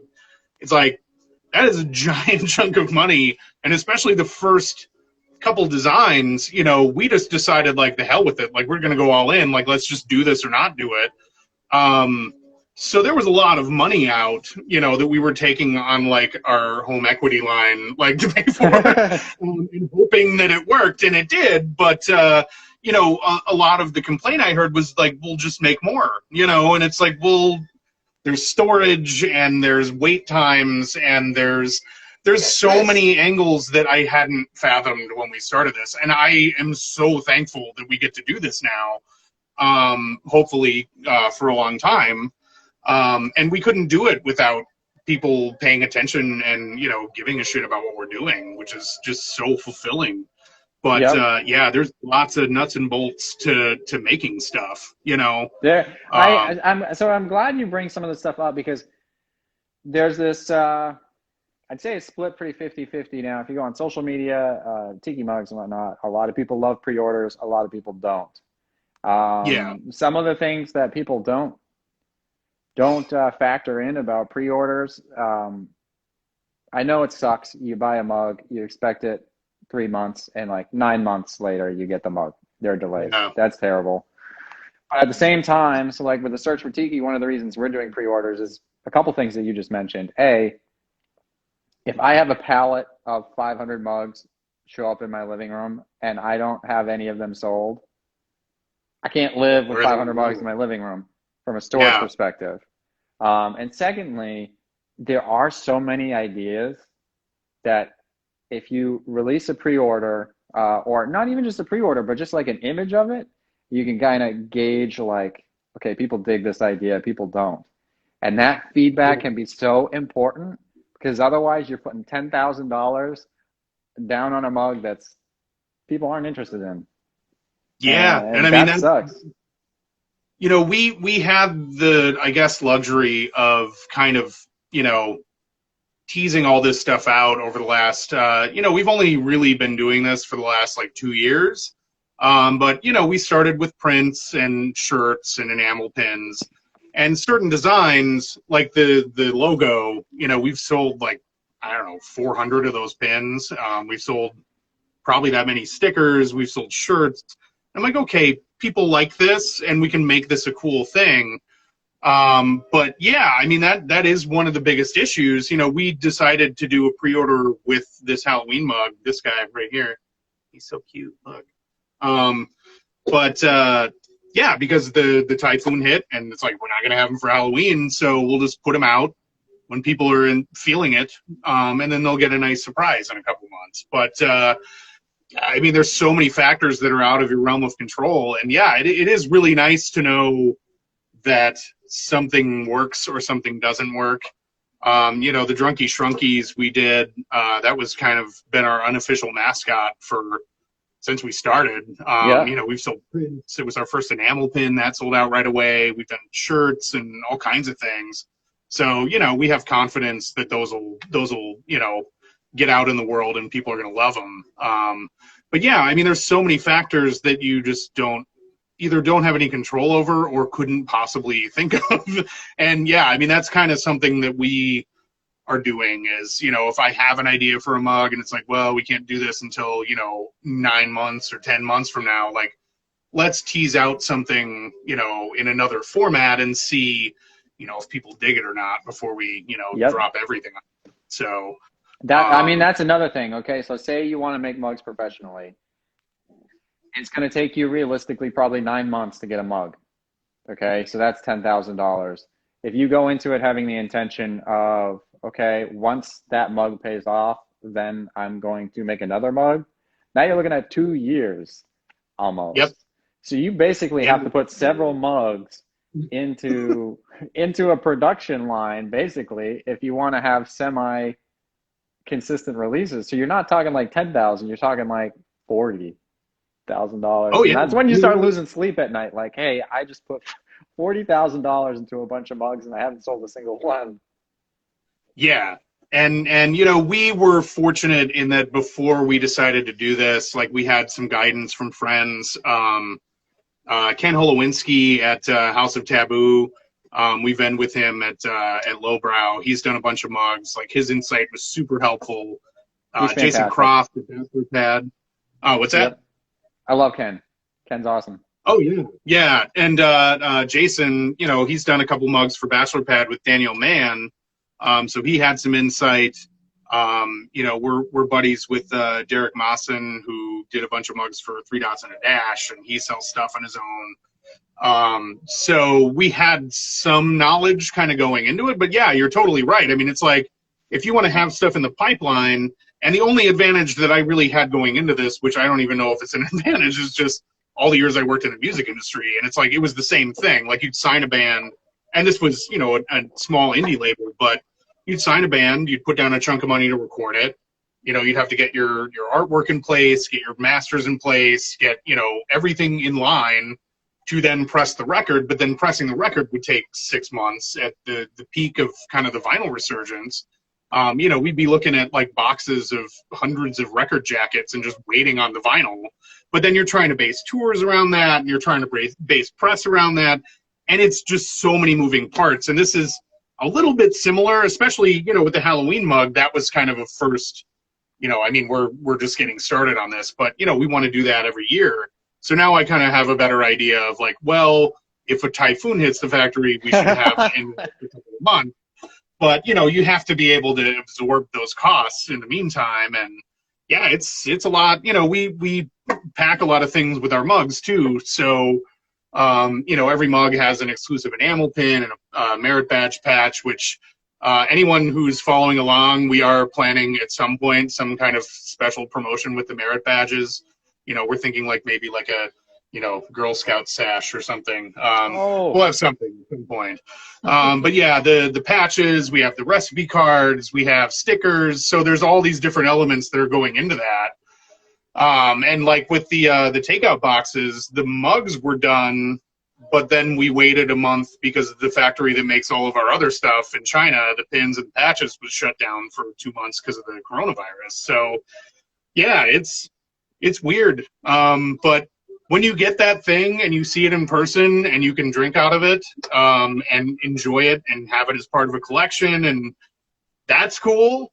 But then it's even more cool when you spend, you know, every day packing hundreds of boxes and mailing them out, and then get to see all these things in their new home, and other people have them. I had a message from a guy today, and he was steeping an oolong tea rum infusion that was part of the recipe for our takeout boxes. And that's so awesome. I mean, it's like that was just a thought I had, and then we made a thing, and then we made a recipe to go with the thing, and like this guy's doing it, and that's just so cool. It's really, you know, for all the years that I agree 100%. I love it. We've started getting in photos of product placement. Naughty Cat, Mai Tai glasses. I love seeing those, but I disagree with you on enjoying the shipping them out, man. If you want to be my shipping department. That is tedious, and I need to hire some teenagers or something. Yeah. Yeah, that is, the takeout boxes, I'm actually glad that the Creature from the Crab Rangoon was our first mug, because I've been packing and shipping stuff since I was a kid, and I had no idea. I mean, I got a pallet of 500 of those things from China, and they were all fine. So I'm like, yeah, they're probably fine in the box they came in. We'll just wrap that and then put it in a box and then ship them out. And like 25 of them broke, like in the first shipment that they sent out. So there was just this like panic mode, like all hands on deck, and like watching emails come in, like, oh shit. And yeah, but then we stopped it. But then the result was that you had to wrap each entire thing like as a separate thing. So Katie helped me on the weekends, but she is an architect and has a real job. So, I get her maybe a couple days a week when we're in like, packing and shipping mode. But yeah, I mean, I more or less packed 1,000 pieces of ceramic and shipped them out. Our mailmen love and hate us. It's job security, but yeah, they show up and it's like, oh, only 80 boxes today. Okay. It's like, yeah, that part of it is something, but yeah, I mean, it's just nice to see them like have a life of their own somewhere else. Having made Creature from the Crab Rangoon 2 pieces, are you ever going to do a mug with 2 ceramic pieces again? Or are you turned off? Probably not.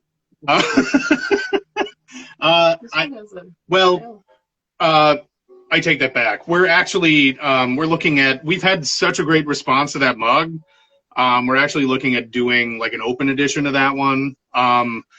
But if they're selling over time, like that's fine. Shipping 2 pieces in a box, a few times a week, like you're shipping 2 Mai Tai glasses is fine. It's having 480 orders like staring in the face and being like, I'm leaving town in 2 weeks. Like I need to get these out, and people want them. I mean, they paid for them and understandably they want them as fast as possible. So, yeah, it's a trip, but the single piece mugs are a lot easier. Yeah. I was horrified with the Mai Tai glasses because it's glassware. I'm scared to ship them out. So you order the packing peanuts, biodegradable packing peanuts, and it's like, this bag is 6 pounds. I guess I'll order 5 of those. Then they show up, and it's like, it's like a body car. I can't get them home. Yeah. How big is a 12 cubic foot bag of packing peanuts? It's big. It's real big. I can fit 3 of them in my car. That's it. And you need an SUV. Yeah. Yeah, and that's all the stuff that you kind of don't think about. I mean, again, I've been packing and shipping stuff for years. So, when we started and we got the first design, we have friends here in town who sell Christmas ornaments, and they get them their glass ornaments from Germany. So they get them in these huge boxes. They're full of packing peanuts. Okay. And I had like half of my garage was full of those when we got the first round of mugs. And I'm like, we're fine. Like we packed for like 2 days and all of them were gone. I'm like, oh my God. So fortunately there's a place in town that is like a shipping warehouse of shipping supplies. So, we figured that out. But yeah, I mean, it's nice to kind of have the constant challenges, but yeah, there's all those things you don't think about. We got a warehouse space in July, just kind of anticipating the next couple designs because, yeah, I mean, it was taking over every room of the house. Like when you order, 5 foot wide wheel of bubble wrap, it's like, that is so much bubble wrap. And we have 500 tiki mugs on display. Like we can't have 500 tiki mugs. Yeah, no, there's a pallet in our garage right now. So yeah, it takes over real fast. There's a lot of logistics, and yeah, having a warehouse is, it's a room, but it's a place to put things. So at least you're not, tripping over, giant man-sized bags of packing peanuts every day, like, yeah, I need some coffee. Excuse me, yeah. Pushing them to the side. It's like, trying to walk through a haunted house where it's like set up for people that are afraid of claustrophobia. Yeah. Just pushing the packing car peanuts wash. aside. Yeah. Yeah, car wash. There you go. Packing peanut car wash. Yeah, we could do that. I hate to say it, man. It's been I think fantastic we've been talking doing to this a you. long time. It's been going on like I'm sure we could shoot the shit for a lot longer, but we have a mug to give away. Yes, and I'm easy to find. So You're easy. Yeah, you haven't been going anywhere. yeah, no, I'm here. So anytime, just let me know. Can I be in the running for that, or do I have to log on my phone? Wait, this? I want it. That's I gonna want be like it. insider You want trading. You can't do it. I'm doing insider training right now. How do I make it happen? Well, did you enter? You're Martha Stewarding this Search for situation. No, I already ruined it. Nope, I'm out. Yeah, you're out. Get out of the You have to picture. fade away now. Yeah. On that All note, right. So the winner is number 322. So it'll take me a second. In the meantime, do you do your own recipe cards? I do. Yeah, all the drinks have recipes, and they're all my recipes. So, yeah, bartending has helped with that. Yeah, I've been a home bartender for many years, but yeah, Foundation kind of helped me, really know what I'm doing. So, yeah, the one that we invented the longest ago was the Drunken and Shrunken, which is in this guy. And I hadn't had one since we made this probably a year ago, and it's good. So I'm glad because I printed 500 cards.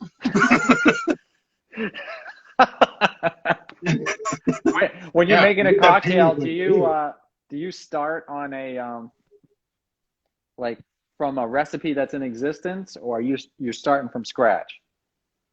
I mean, with tiki drinks, there's certain formulas that kind of work. I'm not of the mindset of doing like totally crazy stuff. Like, we'll do some infusions, like I make some syrups and stuff, but for the most part, like I want to make the recipe something that somebody can make at home pretty easily without having to go like find a bunch of crazy stuff that is hard to track down. So with the Trigger Tiki, we're getting those recipe cards probably this week.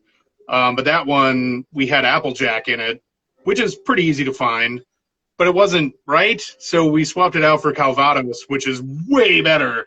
And yeah, I just hope that people can find that. If not, Applejack works just fine, but the Calvados is better. So, at Foundation, our head bartender, Michael, his whole sort of philosophy with drink making is because the original tiki drinks that Don and Trader Vic did,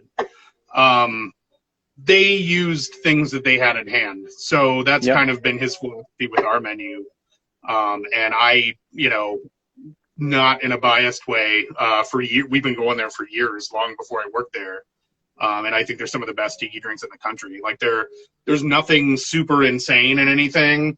We're working with a pretty basic toolkit. So I kind of try to keep it that way. But yeah, they're all pretty much original from scratch. That's one of the tough things, I think, in terms of like Dawn or Trader Vic.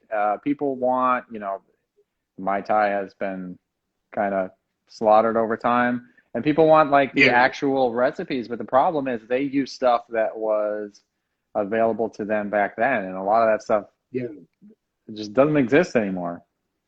Well, and I think that there's been this, I mean, on a certain level, rightfully so, there's been this sort of like, like sainthood applied to Don the Beachcomber and Trader Vic in terms of their cocktail making, which again is justified in a certain way, but in another way, they were businessmen. Like if they couldn't get a certain kind of rum, well, guess what? We're making the zombie different, some flexibility with that. I mean, even right now, Lemon Heart was off the market for years, and that is so distinctly in every single drink that has that kind of like depth of body to it. Yep. But we got into making cocktails at home after the first Hukilau we went to in a year that I don't remember. 12. But 2012. Yeah. Thank you, boys from the back. Yeah. Hey, it's 12. Yeah. But we went to a rum symposium And it was so eye-opening, but that was when Lemon Heart was coming back on the market. It had been off the market for, I don't even know, like 10 years, at least around here. So yeah, I mean, you kind of had to bob and weave. You know, the Maikai is still, the Maikai and Tiki Tea, but the Maikai especially, I mean, that menu is made from the guys that made all of Don's drinks. So that is as close to the original as you can possibly get. But they've had to change, you know, just from when we were there the first time in 2012. They had a special rum there, Kohala Bay, which was a pretty close approximation to Dagger rum, which is what Don used in all of his drinks. Yep. And Kohala Bay you could get at one liquor store in Miami and at the Maikai, and that was it. So they aren't distributed anymore, so they had to work around it. And the drinks are still delicious, and but they taste a little bit different. But that's okay. I mean, you're going for the experience, you're going for the immersive environment. Like I say, you know, when we started, like a really great drink is awesome, but there's so many bars that make really great drinks now. Like with a really good tiki bar, like I've said this for years, and I'm maybe in the minority with this thought process, but I will drive hours to go to a place with amazing atmosphere and shitty food and drinks. I will not drive hours to go to a place with amazing food and drinks and shitty atmosphere. Like that's just me. To me, tiki is an atmosphere. It's not, you know, necessarily the cocktails. If they're good, that's better. But does the voice in the back hold the same opinion? Yes. Yeah. I think, like, environment is key, music is key, lighting is key, and they're all really hard to hit, like, at the same time. I think, you know, if you kind of know when you walk into a place if they're a cocktail guy or if they're an environment guy. Like, even, you know, all the big names in tiki, you know what matters more to them. It's like left brain, right brain. Like, and neither one is wrong. It's just a different experience. Yeah, and I actually like both. Like, I'll go, you know, I'll go to a place and I like a good cocktail, but it doesn't, like, for people like us who, you know, all of us communally that, like, appreciate and know, like, sit down and, like, study a place, and, like, every time you go into Halkiki, you see a different piece on the wall that you never saw before. Yep. It hasn't changed. You just didn't notice it because there's so much to look at. I think that, you know, really good places feel good, and you don't even know why. You, like, when people that just, they go, oh, God, I had so much fun. They don't know that the lighting affected them, you know, like, in my world, like, I think about that because that's, like, what we do is, like, make places that people want to go. But I think if you can influence someone and they don't even know why they like it, that's even better, because they don't have to waste their time studying the details like we do. They just have to feel it.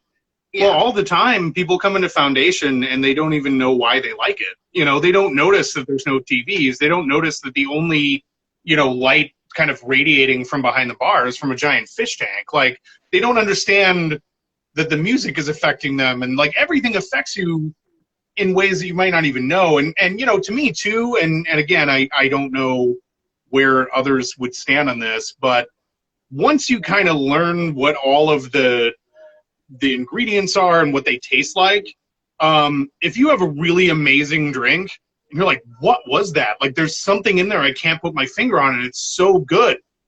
If you're a bartender and you know how to break it down, 99% of the time, if somebody gave you just a little tiny squirt of that, you'd be like, oh yeah, that's it. Like, it's, and that doesn't mean to diminish it, but it's like cooking, you know. Yeah. There's a certain space, and I can't pinpoint it. Oh, it's that, you know. Oh, it's Lemon Heart 151, or oh, it's Fallernum, or whatever. And once you kind of know who all the players are, I gotta say, like, sometimes, like, just going out to, like, a really nice cocktail bar is kind of boring, you know, because it's like, you go in, not a tiki bar necessarily, but, you know, you go in and it's like, oh yeah, I've had that, I know what that, oh, I can imagine what this would taste like.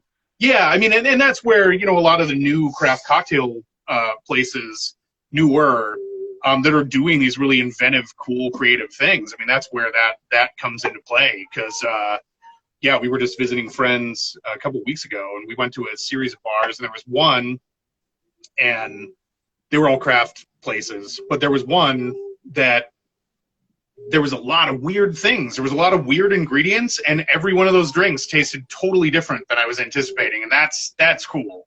But with tiki stuff, I I think there's room for that for sure, and I love that people do that. For me personally, it's like, I like a pretty rudimentary toolkit at home. And like I say, with the cocktails that come with the mugs, I don't want somebody to get something and be like, where do I get this weird, aperitivo?